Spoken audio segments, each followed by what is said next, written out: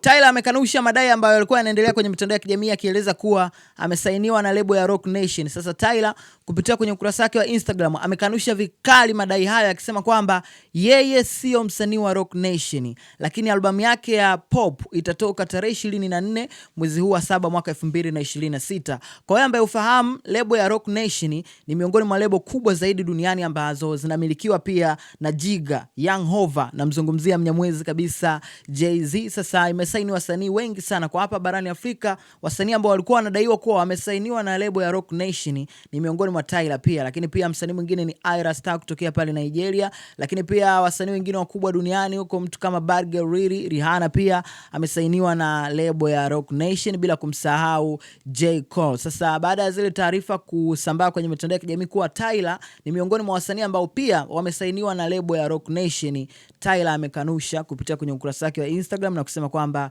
yeye sio msanii wa lebo ya Roc Nation. Naomba nikohoe. Sasa Tyler ni miongoni mwa wasanii ambao pia waliperform kwenye jukwaa la Afro Nation na alitoa performance ya Kinyamwezi big time. Nataka nikupe kionjo afu tuendelee na kile ambacho nataka nikwambie kidogo sana.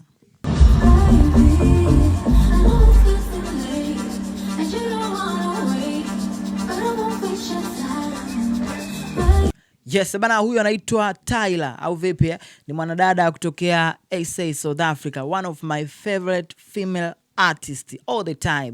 Sasa baada ya Tyler kukanusha madai haya, wengi wameanza kuconnect dot wakisema kwamba huenda ni kweli Tyler alisainiwa na Roc Nation, lakini baadaye huenda alivyoangalia mikataba kwa umakini akaona kabisa vinakinzana na namna ambavyo yeye anapenda kufanya kazi akiwa comfortable na management yake ya zamani. Kwa hiyo akaterminate mkataba. That's why sasa hivi taarifa zilizopo pia ni kwamba Tyler sio msanii wa Roc Nation. Ndivyo alivyokanusha kwenye ukurasa wake wa Instagram. Mimi naitwa Bounce, inabidi na mimi nikasaini Roc Nation.